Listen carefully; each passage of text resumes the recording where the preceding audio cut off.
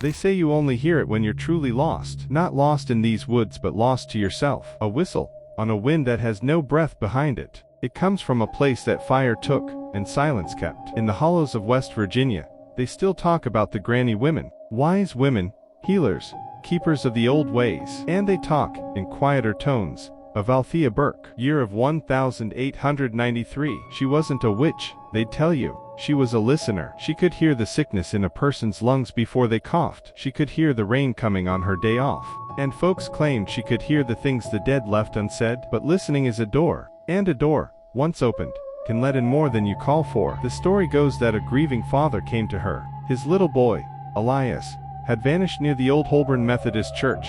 A white clapboard chapel lightning had struck and burnt half to rubble. The steeple, blackened and skeletal, still pointed a crooked finger at the sky. The man said he'd searched the creek, the mines, the thickets. All he found, standing in the ashes, was a single, untouched porcelain whistle. His son's. Althea took the whistle. She didn't sleep that night. She sat at her hearth, and she listened. Not with her ears, they say, with the spaces between her bones. And she heard it, an echo, not of the boy, but of the silence that swallowed him. A pulling silence, hungry and cold, emanating from that burnt steeple. It wasn't a ghost. It was a vacancy, a place the world had bent around, and where things slipped through. She went to the church at the dead hour, the hour when the night isn't sure if it wants to become morning. She told the father not to follow. She carried only a lantern and that little white whistle. The air inside was still, too still, like the inside of a closed coffin, and cold. The kind of cold that remembers. She lifted the whistle to her own lips, but she didn't blow. She held it there, a listener to the end, and she answered the whistle with a sigh. They found the lantern. They never found Althea, the father. He said he woke that dawn to the whistle on his windowsill, clean as the day he bought it.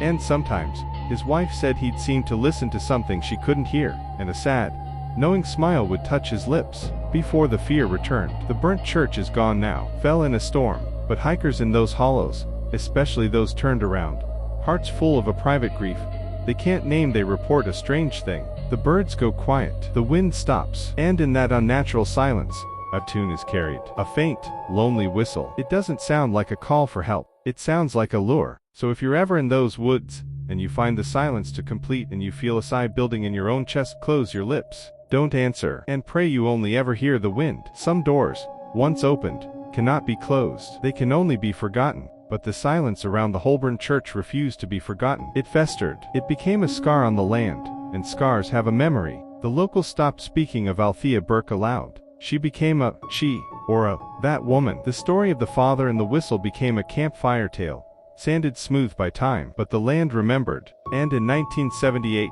the survey crew from the State Forestry Department learned that memory the hard way. Their job was simple: map the old growth for a proposed conservation area. Hank, the guide, warned them. Said the compasses spun lazy circles near the creek bed. Said the light fell wrong here after 3 p.m. Jensen, the lead, laughed, called it backwoods superstition. Paul just wanted to finish the job. But Hank watched the trees, not the trunks, the spaces between them. It was Paul who found it first, not with his eyes, with his ears. He claimed later it started as a hum in his molars, a vibration that wasn't there. Then, pressure, like being deep underwater. He looked to Hank for reassurance, but the old man's face had gone the color of ash. Hank was looking at the ground. Jensen, ever practical, scooped it up. Kid's toy, he said.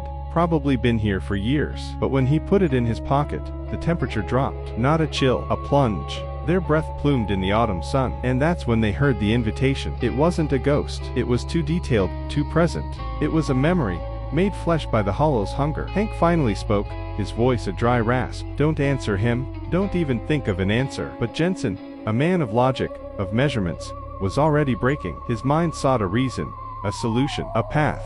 And the hollow provides paths. Jensen took a step, then another. Paul screamed his name. Hank just closed his eyes, whispering what sounded like a prayer or a curse. Jensen walked into that gap between the sycamores.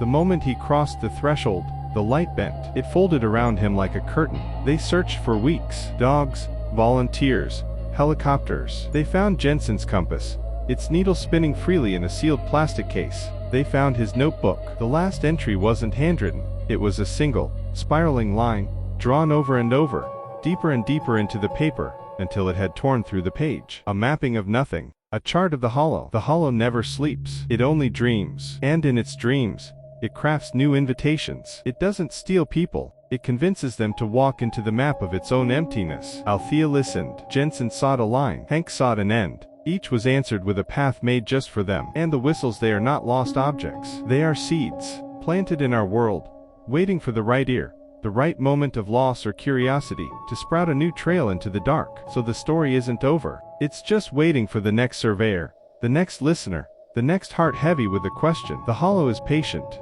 It has all the silence in the world, and it's learning how to make us ask for directions. We who are born of listeners, we learn a different language, not of words, but of gaps. My great aunt Althea heard the gap where a boy should have been. I hear the gaps in the stories they tell about her, and the loudest gap of all is the one left by the folklorist, Leah Turner. She walked into my parlor with a question made of clay, and walked out with an answer she never meant to hear. Leah came to me last fall, after she spoke to that broken man, Paul. She showed me the clay whistle. It wasn't an artifact. It was a sounding line, dropped into the world from elsewhere. And it was fresh, which meant the hollow wasn't just remembering, it was created. I told her to leave it, to wrap it in salt and iron and bury it at a crossroads at noon. But she had that look, the scholar's hunger. She saw a mystery to be solved, not a wound to be left alone. She asked the question that opens every door: what's on the other side?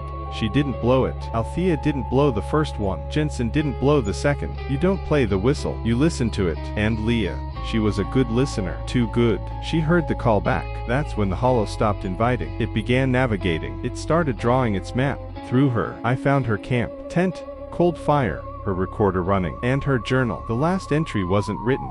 She'd pressed leaves, stones, and bits of clay into the pages, not randomly. It was a topographical model of the hollow, a 3D map of silence. And at its very center, pressed into the paper, was a perfect, tiny handprint, not a child's, a woman's. Bulls. The hollow doesn't want people. It wants cartographers. It wants listeners to chart its edges. Althea defined its sound. Jensen defined its space. Leah, she defined its shape. And with each map, it becomes more real, more capable. You can't kill silence. You can only bracket it. Make a note, a footnote in the world that says, "Here there be nothing." So I made my mark. I closed the book. I left her there, my niece by story, the hollow's new scribe. They'll find her recorder. They'll hear her final thesis on the phenomenology of Appalachian absences. It will be brilliant. It will be cited. It will lead others here, with their clean maps and their hungry questions. Because the hollow is patient. It's no longer just trapping the lost. It's publishing, and every new reader brings it one step closer to a permanent edition. Listen. Can you hear it? The space between these words. That's where it's writing itself. Turn out the light. Be very quiet. And whatever you do, don't lean in to hear better.